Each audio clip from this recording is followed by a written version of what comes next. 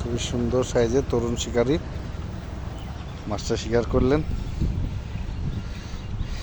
ইসলাম বিশিক একটু পাশে যে জায়গাটা আছে পুকুরের মতন লম্বা সারি,